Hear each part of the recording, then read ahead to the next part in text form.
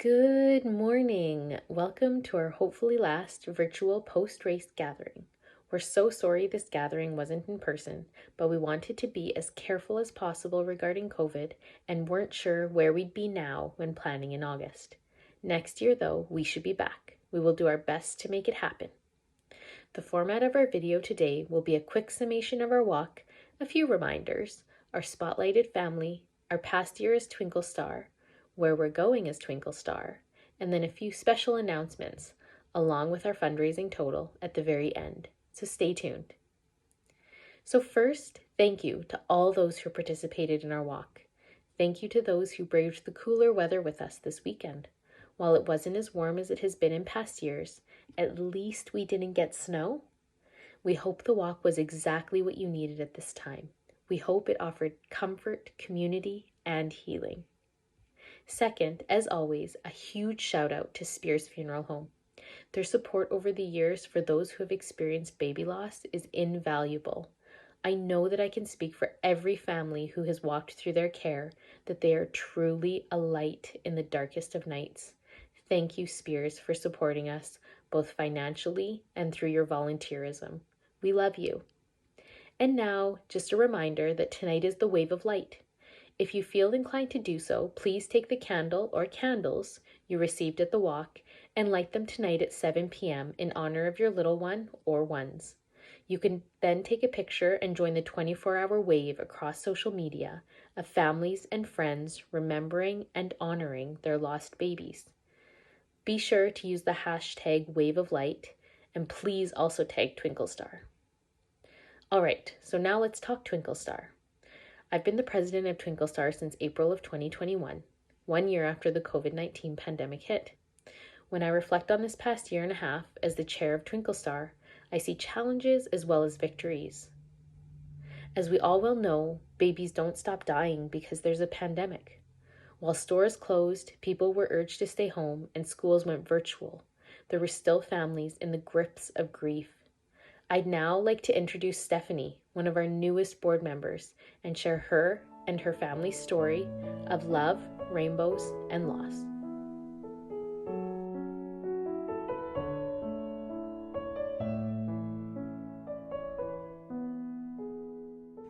Hi everyone, I'm Stephanie. This is my husband Darian, and these are our two daughters, Briar and Lyra. We're from Regina, Saskatchewan. We live with our two kitties, and we are bereaved of one. Lyra was stillborn, December 11th, 2020, and I guess this is our story. So we found out we were pregnant with Lyra about a month after the first COVID lockdown. We were both laid off from work, which was a really good thing because I was very, very sick and I did nothing but sleep. And puke. Yeah, and puke for about 12 weeks. For a really long time. And Darian just kind of took care of me, woke me up to make sure I ate food and took my meds. Aside from me being super sick, our pregnancy was pretty straightforward. At our 20-week ultrasound, we had missed some pictures of the heart just because Lyra was so active. So we were sent back at 30 weeks. They noticed a small hole in her heart, and we were told we would just monitor it every few weeks to check in how it was doing. We were told that most of the time in babies, the hole in the heart closes on its own before they're born. But if not, our doctors in the hospital would take care of that. So we went back at 33 weeks, and the hole in her heart had almost closed, but they had noticed her growth was stunted. She didn't seem like she was. Yeah, she had gone percentile. from the 67th percentile to the 17th in growth. Our doctor wasn't too concerned about it. She figured Might have been just a it was just a mismeasurement mismeasurement. They also figured that because she was growing at a pretty decent rate the entire time, that maybe she was just all done and ready to getting ready to be born. But we were told we would check again in 3 weeks. So fast forward to 36 weeks, exactly on the day. It was just a random Tuesday, December 8th. And I didn't have work that day, and I had an ultrasound that Darian couldn't come to, but my mom was in the city, so she came with me. We went to Costco beforehand, and Lyra was moving normally. So there was zero indication as to what was to come.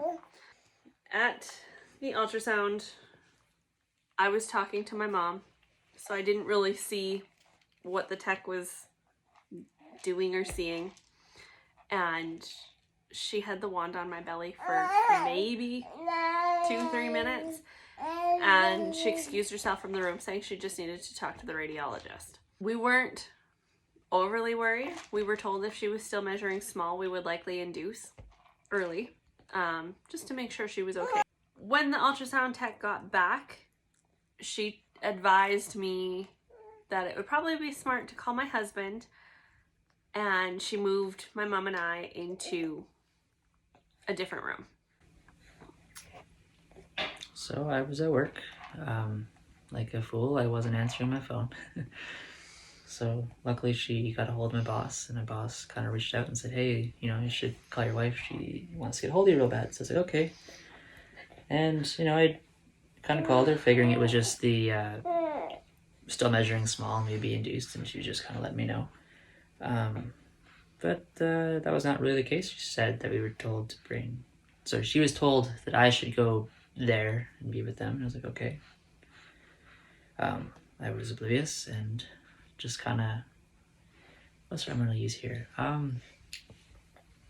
Just oblivious, I guess. Like, I just kind of assumed it was just... We were told if she was still small, we would be having a baby one of these couple days, not a big deal. So I wasn't worried about it too much. We were naive as to what was about to happen. After about a 45-minute wait, the doctor phoned us from the hospital, and he had the horrible news that there was no heartbeat. He really didn't have anything else for us. He was ready to hang up the phone without telling us what to do next. So as he was saying goodbye, I kind of stopped him and said, so what do we do? This is our first baby. It's pretty unprecedented. This is no one knows not what to do normal. You just rocked our world in the most horrible way. He told us our doctor was waiting for us. She knew we were coming, and she was expecting us, even though it was end of the day and her office was getting ready to close. I was still kind of in shock and disbelief. So when we went in the room and the doctor just said, hey, like, there's no heartbeat, this is what's next, I urged her to check for herself, because maybe you never know, maybe the machine wasn't turned on right or something wasn't plugged in. You never, every excuse you can think of that, hey, this isn't real, this isn't happening. Because it can't be my baby. There's no way that it's our baby. This is something... This doesn't happen. This doesn't happen. This isn't something that happens. And so she pulled out the Doppler, and she searched and searched, and we couldn't find anything. She went as far as going and bringing us into different rooms so that they could use their ultrasound. Yeah, she fired up her ultrasound, and checked again. And I couldn't see the screen just with how that one was set up, but I could see my mom and I could see Darian and their faces. And she confirmed for now a second time that there was no heartbeat. And she kind of explained some options. We chose to go ahead with an induction. We didn't want to wait until Lyra chose to come on her own. So we did, still in shock. I mean, even to this day, we still are hoping to wake up from this nightmare. But we went home and we had the horrible job of telling our families.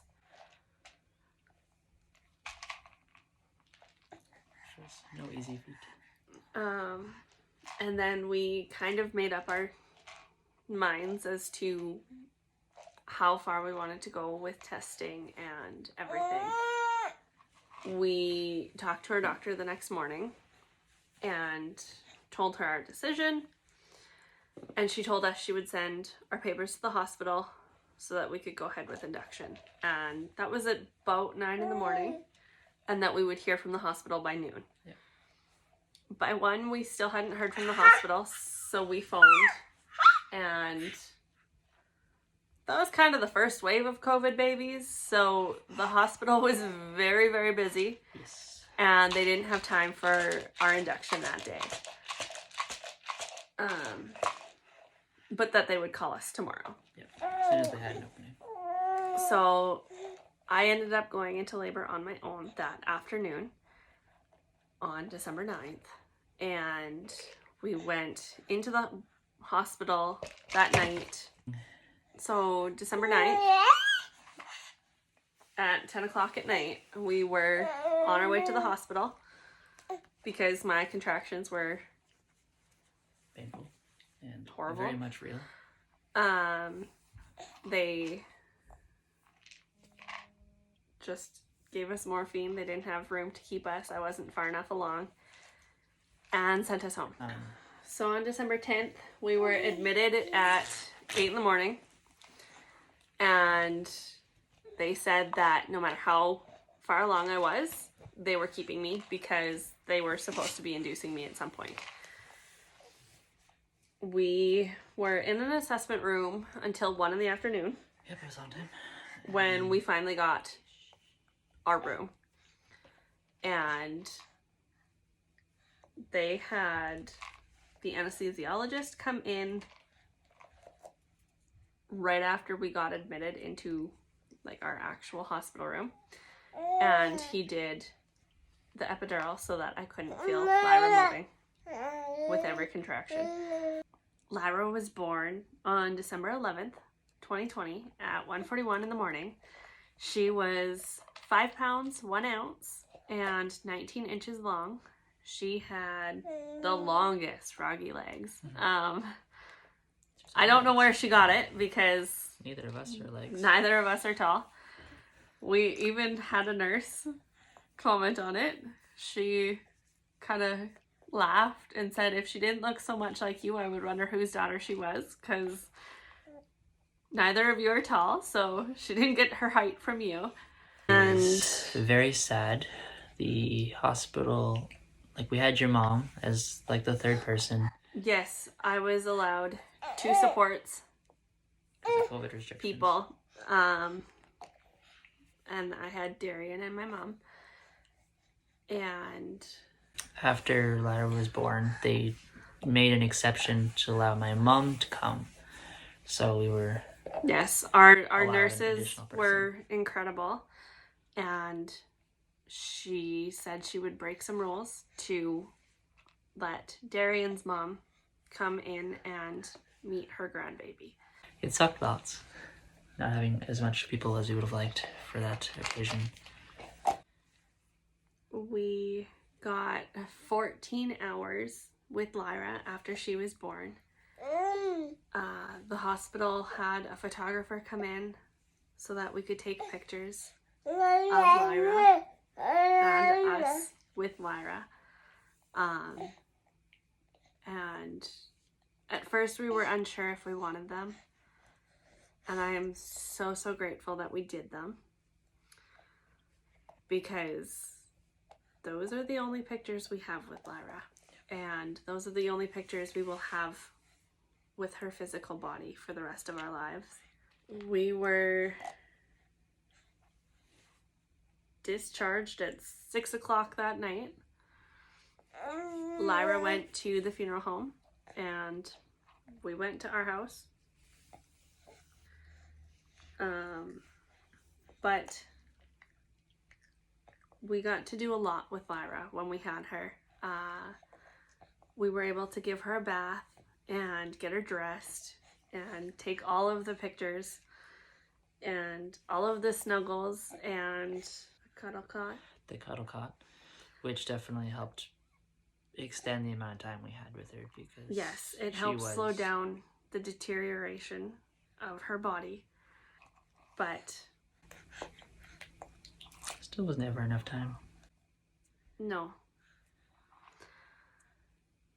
We were given a twinkle star basket in the hospital That she was able to be part of. that she was snuggled up in, and that is one of the only things we actually have that touched her little body. And then the funeral home was incredible. They set up a viewing for us, for the few family members that wanted to come and were able to come. And it was so good to see her again, but it was even harder to leave, because we knew that that was the last time we would get to see her. All of the supports that Twinkle Star has are huge. Helping people. I didn't go anywhere without her basket for months. And being able to have an Izzy bear made personalized for Lyra with her weight has also been amazing. And now here we are, almost 2 years later. We have Lyra turning 2 in December, and Briar will be 1 in January. And that's who we are. Yeah, I mean, without Twinkle Star. Yeah, the resources, the stuff like the baskets, like you said, you had that all the time. The baskets and the bears and just the support that is available, and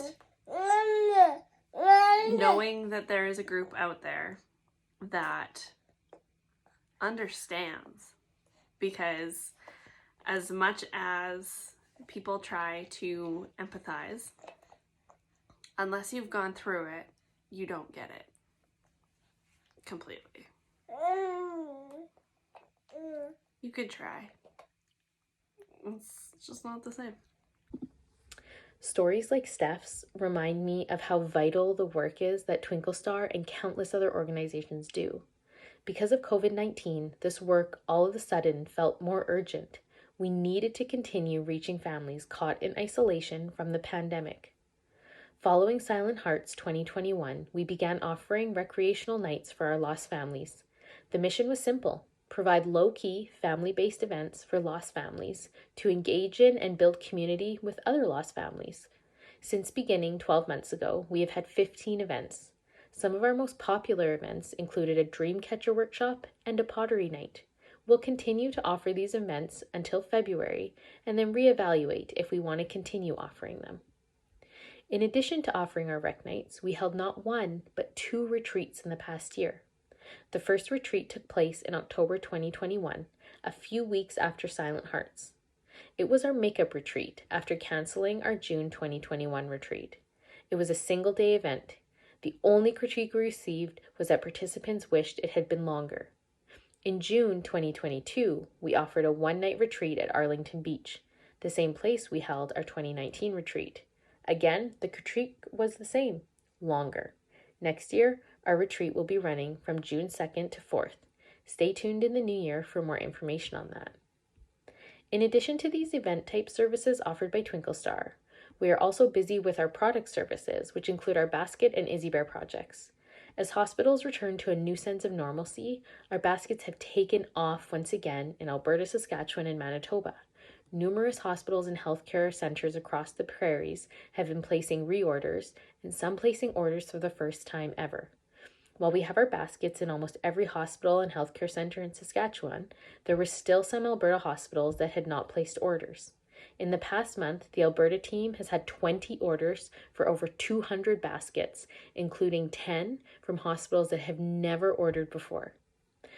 Going forward, the Saskatchewan team will be looking at how to reach more remote areas in Manitoba, including getting into friendship centers throughout the province. The Alberta team will continue pushing its way west, with hopes to have baskets in the entirety of BC, excluding the Lower Mainland, by next summer. Since Silent Hearts last year, the Izzy Bear team has completed 38 more bears. In January, we reached the milestone of completing 100 bears. Our bears are one of our most beloved products we offer, and we are so grateful that we can share them with the Twinkle Star community across the prairies. As you can see, the Twinkle Star team has had a busy year, and we're always looking for more volunteers. If you're feeling compelled to, please reach out to us on any of our socials to chat, and we can see how you can fit into our team. We'd love to have you. Okay, now on to these special announcements. Our team is constantly trying to introduce new ways of supporting our lost families. Last November, we began working on a project that has now come to completion. We are now offering a book titled All of You is Welcome Here, a guide to baby loss. This book includes a plethora of information for those who are new to baby loss. We have chapters detailing physical healing for the birthing parent, as well as emotional wellness for the whole family. One of our chapters was written by a holistic therapist trained in trauma response. We even include audio meditations. I'd now like to read a short excerpt from a poem found at the beginning of our book. Grief is a river. And just as a river finds its way to the sea with every other river, so too does my own grief, eventually meeting the grief of so many others who are on this journey with me. It is there, knowing of that eventual meeting, that my grief has turned me towards a community of people whose rivers reach the same sea and who walk alongside me. It is our hope that this book will be available to lost families at the General Hospital the moment they're set to leave the hospital. We've also created a smaller guide for those who are supporting parents of loss. Both of these books will be available on our website with a PDF and hard copy available. And I'd like to make a special shout out to Amanda McKay, mom to Silas and Luca, who has played a humongous role in making these resources available. Thank you. Okay, and for our second announcement. While our team is constantly trying to bring bigger and better things in terms of our services and products, we also welcome all those who bring bigger and better things to us. I'd like to share one more quick video from Steph and Lyra. So after Lyra died, I started looking for ways to be able to give back to Twinkle Star, to thank them for everything that they did for us, and just to be able to do my part in helping make sure that they are around for other families who may need them. And Lyra reminded me to look for the good things. The good things in every day, no matter how big or small. The sparkles, the rainbows, just the good things. And I wanted to share that. I wanted to share the reminder to look for the good, because life is hard and there are good things everywhere, even if they're just small. So I started Love Lyra, and I make macrame rainbows. $5 from every rainbow purchase goes towards Twinkle Star as my little thank you to them for everything that they do. And I'm beyond excited to be able to partner with Twinkle Star and introduce Love Lyra into the Twinkle Star store. Love Lyra rainbows, both pre-made and 100% customizable, and our books will be available on our website November 1st. So stay tuned to our socials to hear more about them. And finally, a tally for our fundraiser. Drumroll, please. To date, we have raised $7,790. Thank you so much to all of you who have donated. And please remember that the memorial campaigns, as always, are open until the end of Perinatal Loss Awareness Month, October 31st. Please help us reach our $10,000 goal by then. Thank you again for walking with us today. Thank you for fundraising with us. Thank you for helping us help others. My role at Twinkle Star has given me the beautiful gift of parenting my daughter Isla, a baby like so many of yours who should be earthside but isn't. To all of you who have lost babies, I offer you some words that were shared with me in the very early days of my grief journey by one of my favorite people in this community. I am so sad you are here. I am also so grateful that you have